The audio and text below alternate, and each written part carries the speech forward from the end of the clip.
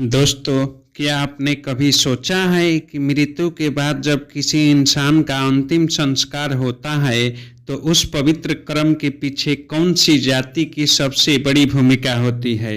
वाराणसी की जलती चिताएं, मणिकर्णिका घाट का अनोखा रहस्य और एक ऐसी जाति जिसने समाज को मुक्ति दिलाई लेकिन बदले में खुद समाज से सिर्फ तिरस्कार पाया।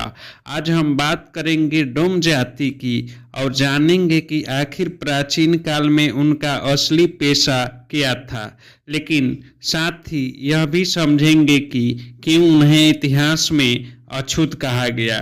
तो क्या आइए इस रहस्यमयी यात्रा को शुरुआत करते हैं। पार्ट 1, डोम जाति की उत्पत्ति।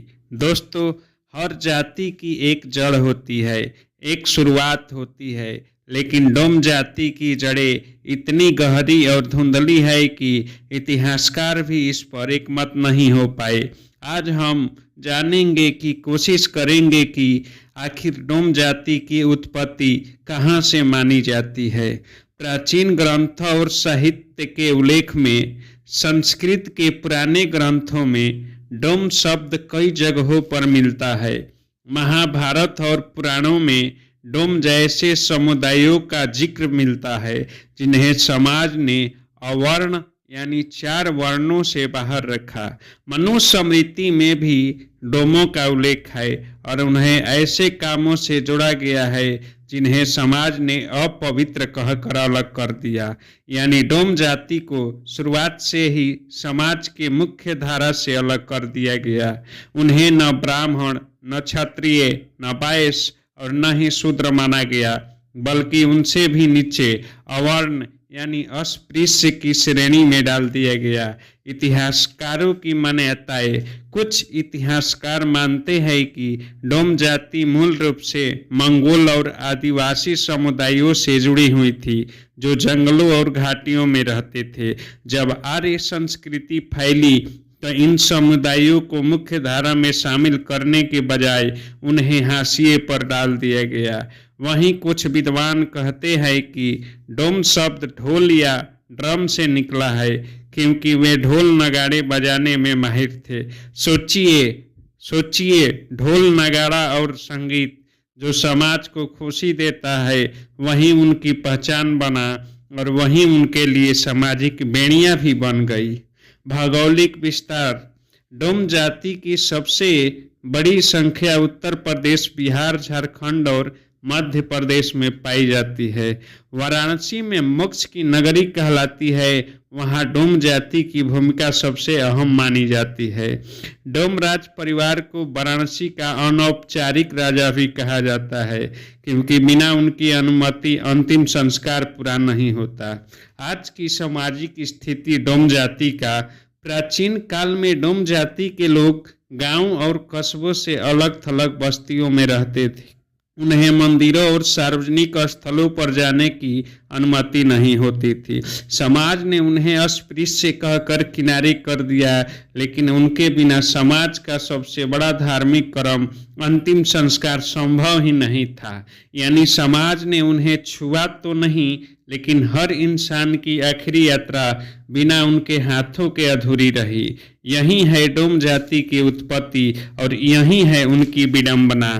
पार्ट 2, प्राचीन काल में डोम जाति की मुख्य पेशा। दोस्तों, डोम जाति का नाम सुनते ही सबसे पहले दिमाग में आता है घाट, चिताएं और जलती हुई आग, क्योंकि प्राचीन काल में डोम जाति का सबसे बड़ा और सबसे महत्वपूर्ण काम था शवदाह संस्कार। लेकिन ये पेशा केवल एक काम नहीं था, यह था धर्म, परंपरा और मोक्ष की डोर से जुड़ा हुआ कर्तव्य। डोम और शवदाह संस्कार। हिंदू धर्म में यह मान्यता है कि मृत्यु के बाद आत्मा को मुक्ति तभी मिलती है जब उनका चितांगनी संस्कार हो। प्राचीन काल से यह जिम्मेदारी डोम जाति पर ही रही है। वे ही लकड़ियां बेचते हैं, चिता सजाते हैं और चिता को आग देते हैं।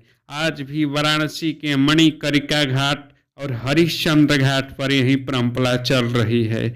सोचिए, एक पूरा धर्म, मोक्ष की धारणा, जीवन और मृत्यु का सबसे बड़ा सत्य, सब कुछ इसी जाति के हाथों पर टिका था। डोम राजा की परंपरा। वाराणसी में एक डोम परिवार को डोम राजा की उपाधि मिली हुई है। बिना डोम राज के आदेश के घाट पर कोई चिता नहीं जला सकती। यही परंपरा सदियों से चली आ रही है।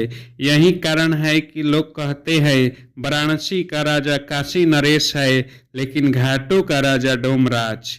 यानी मृत्यु के बाद इंसान राजा हो या रंक, सब एक ही सम्मान है और उनकी आखिरी यात्रा का दरवाजा खोलने की चाबी सिर्फ डोम जाति के पास है। अब आते हैं दोस्तों, समाज में भूमिका क्या है डोम जाति की। डोम जाति को समाज ने भले नीच माना, लेकिन हर परिवार जानता था कि मृत्यु के समय उन्हें डोम की जरूरत पड़ेगी। अमीर हो या गरीब, राजा हो या साधारण इंसान, सभी की अंतिम यात्रा डोम के हाथों से ही पूरी होती थी। यही कारण है कि डोम जाति को कभी कभी मोक्ष का द्वारपाल भी कहा जाता है। दोस्तों, जरा कल्पना कीजिए, अगर डोम जाति यह काम छोड़ देती तो क्या होता। क्या समाज का सबसे बड़ा धार्मिक कर्म पूरा हो पाता? क्या कोई आत्मा मोक्ष की आशा कर सकती थी? यानी जिस काम को सबसे नीचा समझा गया, वही काम असल में सबसे ऊंचा और सबसे पवित्र था। अब आते हैं पार्ट 3 पर, डोम जाति के अन्य पारंपरिक पेशे। दोस्तों, जब हम डोम जाति का नाम सुनते हैं तो दिमाग में सबसे पहले घाट और जलती चिताओं की तस्वीर आती है। लेकिन क्या आप जानते हैं कि डोम केवल मृत्यु संस्कार से ही नहीं जुड़े थे, वे जीवन के हर उत्सव, हर पर्व और हर आनंदमय पल का भी हिस्सा रहे हैं। यानी एक तरफ वे मृत्यु से जुड़े कर्म करते थे और दूसरी तरफ वे संगीत, नृत्य और संस्कृति के जरिए जीवन में रंग भी भरते थे। संगीत और वाद्य यंत्रों से इनका जुड़ाव, डोम शब्द का अर्थ ढोल बजाने वाला भी माना जाता था। परंपरागत रूप से डोम जाति ढोल, नगाड़ा, मजीरा, करताल और शहनाई जैसे वाद्य बजाने में निपुण रही है। सोचिए, वही हाथ जो घाट पर चिता सजाते थे, वही हाथ शादी में ढोल बजाते, खुशियां भी लाते थे। मृत्यु और जीवन दोनों को डोम जाति ने अपने सुरों और ताल से जोड़ रखा। जीवन और मृत्यु का संतुलन। डोम जाति की एक खास बात यह रही है कि उन्होंने जीवन और मृत्यु दोनों से संतुलन बनाया। जहां एक और वे शमशान में मृत्यु का सामना करते थे, वहीं दूसरी ओर शादी ब्याह में जीवन का उत्सव मनाते थे। यह संतुलन उनकी संस्कृति की सबसे बड़ी ताकत रही। यानी डोम जाति ने हमें यह सिखाया कि जिंदगी केवल दुख या केवल खुशी का नाम नहीं है, बल्कि यह दोनों का मेल है। उनका जीवन ही हमें यह गहरी शिक्षा देता है। दोस्तों, जब हम डोम जाति को केवल शमशान का काम करने वाले कहकर सीमित कर देते हैं, तो हम उनकी असली पहचान से मुंह मोड़ लेते हैं। क्योंकि डोम जाति सिर्फ मृत्यु से नहीं, बल्कि संगीत, उत्सव और संस्कृति से भी गहराई से जुड़ी हुई है। उनके ढोल की थाप और डोमकच की धुन हमें यह याद दिलाती है कि जिंदगी और मौत दोनों ही एक ही के दो पहलू है। पार्ट 4, डोम जाति की धार्मिक और सामाजिक भूमिका। दोस्तों, अगर मैं आपसे कहूं कि भारत की सबसे पवित्र नगरी वाराणसी में जहां हर साल लाखों लोग मोक्ष की आशा में आते हैं, वहां मृत्यु संस्कार का आसवी राजा कौन है, तो शायद आप कहेंगे काशी नरेश। लेकिन सच्चाई यह है कि घाटों का असली राजा डोमराज है, यानी डोम जाति। मणिकर्णिका घाट का रहस्य क्या है? दोस्तों, वाराणसी का मणिकर्णिका घाट हिंदू धर्म का सबसे पवित्र घाट माना जाता है। मान्यता है कि यहाँ मृत्यु होने पर आत्मा को तुरंत मोक्ष मिलता है। यहाँ चिता कभी बुझती नहीं, दिन रात 24 घंटे चिताएं जलती रहती है और इस घाट का अंतिम संस्कार करवाने की अनुमति केवल और केवल डोम जाति देती है। यानी मोक्ष की कुंजी डोम जाति के हाथों में है। अगर वे अनुमति ना दे तो मणिकर्णिका पर किसी का चिता जल ही नहीं सकता। डोमराज की परंपरा। वाराणसी में डोम परिवार की मुखिया डोमराज कहलाता है। परंपरा के अनुसार डोमराज ही वह व्यक्ति है जो मणिकर्णिका घाट पर लकड़ी की आग बेचता है। यह आग साधारण नहीं बल्कि अक्षय ज्वाला मानी जाती है, यानी ऐसी ज्वाला जो सदियों से बिना रुके चल रही है। कहा जाता है कि यह ज्वाला भगवान शंकर ने बुद्ध डोमों को सौंपी थी। सोचिए, मोक्ष की यात्रा, मृत्यु के बाद आत्मा की सबसे बड़ी आशा, उसका दरवाजा खोलने की चाबी डोमराज के हाथों में है। राजा महाराजा भी अगर कभी भी काशी में अंतिम संस्कार करवाए तो उन्हें डोमराज की अनुमति लेनी पड़ती है। सामाजिक भूमिका और विडंबना। धार्मिक दृष्टि से डोम जाति को इतना ऊंचा स्थान मिला है कि वे मोक्ष के द्वारपाल बन गए, लेकिन सामाजिक दृष्टि से उन्हें सबसे नीचे धकेल दिया गया। एक तरफ उन्हें राजा कहा गया, दूसरी तरफ समाज ने उन्हें अछूत कहा। यह विरोधाभास आज भी कायम है। सोचिए दोस्तों, वो जातियां जिसे भगवान ने मोक्ष की चाबी दी, उसी जाति के इंसानों ने सबसे नीचा कह दिया। क्या यह हमारी सोच का सबसे बड़ा अन्याय नहीं है? यानी डोम जाति की धार्मिक और सामाजिक भूमिका हो यह सिखाती है कि इंसान चाहे कितना भी बड़ा क्यों न हो, उसको आखिरी यात्रा पूरी करने के लिए उसे डोम जाति के दरवाजे पर आना ही पड़ेगा। राजा हो या आम इंसान, मृत्यु के सामने सब बराबर है और उस बराबरी का असली प्रतीक है डोम जाति। पार्ट 5, डोम जाति का सामाजिक तिरस्कार और संघर्ष। दोस्तों, एक अजीब सी विडंबना है। जो जाति मोक्ष की चाबी संभालती है, उसी जाति को समाज ने सदियों तक अपने दरवाजे पर खड़ा रखा। डोम जाति केवल घाटों की आग नहीं जलाती है, वह हमारे समाज की अंतरात्मा के सवाल भी जलाती है। अलगाव की दीवारें।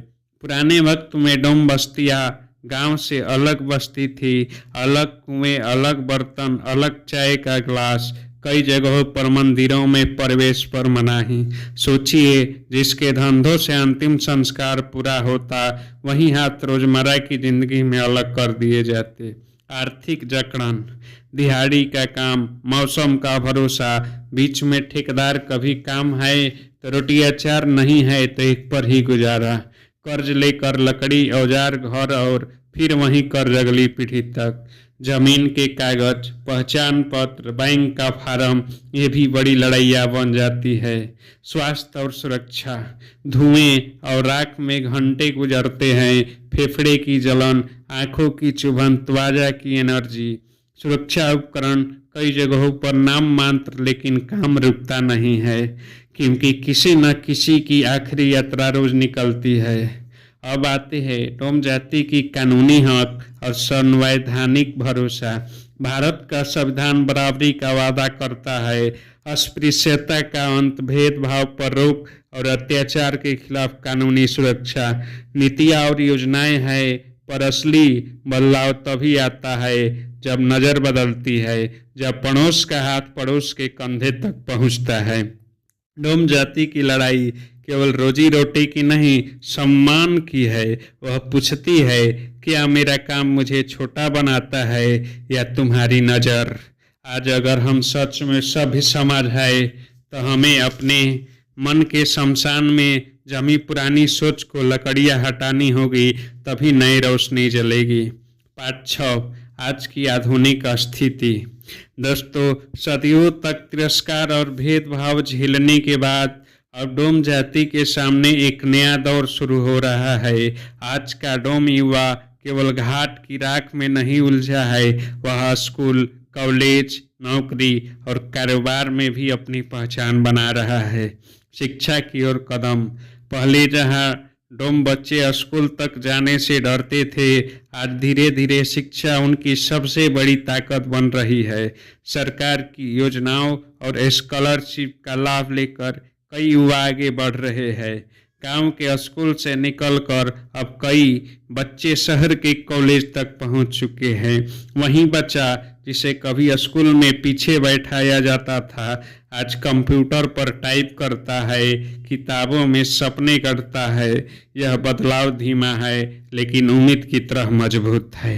अब आते हैं डोम जाति के नौकरी और व्यवसाय पर। आज कई डोम समुदाय के लोग दिहाड़ी मजदूरी के बजाय छोटे व्यवसाय करने में लगे हैं। किसी ने चाय नाश्ते की दुकान खोली, किसी ने बांस पसुरी का धंधा शुरू किया और कोई शहरों में जाकर ड्राइवर, प्लम्बर या इलेक्ट्रीशियन बन गया। धीरे धीरे उनकी आमदनी बढ़ रही है और समाज में उनका आत्मविश्वास भी। घाट की आग तक सीमित रहने वाला हाथ अब व्यापार, नौकरी और हुनर की चाबी भी पकड़ रहा है। डोम जाति की सामाजिक जागरूकता और संगठन। अब डोम समुदाय के लोग अपने अधिकारों के लिए संगठित हो रहे हैं। जगह जगह संगठन और समूह बन रहे हैं जो शिक्षा, स्वास्थ्य और रोजगार पर काम कर रहे हैं। कई युवा सोशल मीडिया पर अपनी आवाज़ उठा रहे हैं और जाति व्यवस्था को खुलकर चुनौती दे रहे हैं। ये वही लोग हैं जिन्हें कभी आवाज़ मत दो कहा जाता था और अब वे पूरी दुनिया को सुनने पर मजबूर कर रहे हैं। सरकारी योजनाओं और चुनौतियाँ। डोम जाति अनुसूचित जाति श्रेणी में आती है, इसलिए उन्हें आरक्षण और योजनाओं का लाभ मिलता है। हालांकि अभी भी कई क्षेत्रों में इन योजनाओं का सही उपयोग नहीं हो पाता। चुनौतियां है गरीबी, छुआछूत की बची खुची परछाइयां और पीढ़ियों से चली आ रही बेड़ियां। लेकिन अब रास्ता खुल चुका है और धीरे धीरे समाज में सुधार हो रहा है।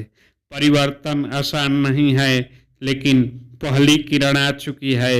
जब सूरज उगता है तो अंधेरा चाहे जितना गहरा हो मिट ही जाता है। डोम जाति की आधुनिक कहानी हमें यह सिखाती है कि इंसान का भविष्य उसके पेशे से नहीं, उसके सपनों से तय होता है। आज का डोम युवा घाट की सांप से मिलकर नए आसमान में उड़ने की तैयारी कर रहा है और शायद आने वाले कल में जब इतिहास लिखा जाएगा तो डोम जाति का जिक्र केवल शमशान तक सीमित नहीं होगा बल्कि शिक्षा, कला और समानता की नई पहचान के साथ होगा। तो दोस्तों, डोम जाति का इतिहास हमें यह सिखाता है कि कोई भी पेशा छोटा बड़ा नहीं होता। सोचिए, अगर डोम जाति न होती तो हिंदू धर्म का सबसे बड़ा कर्म अंतिम संस्कार कैसे पूरा होता। आज समय है कि हम इतिहास से सीखें, हर जाति, हर पेशे को बराबर सम्मान दे। तो दोस्तों, अगर आपको यह वीडियो अच्छी लगा हो तो इसे शेयर कीजिए ताकि और लोग भी इस सच से रूबरू हो सके। नीचे कमेंट में बताइए कि आप मानते हैं कि अब समय आ गया है कि समाज जाति की दीवारें तोड़कर बराबरी का रास्ता चुने। और हाँ, चैनल को सब्सक्राइब करना मत भूलिएगा क्योंकि अगले वीडियो में हम बात करेंगे डोम जाति की संस्कृति और उसकी अनसुनी कहानियों पर।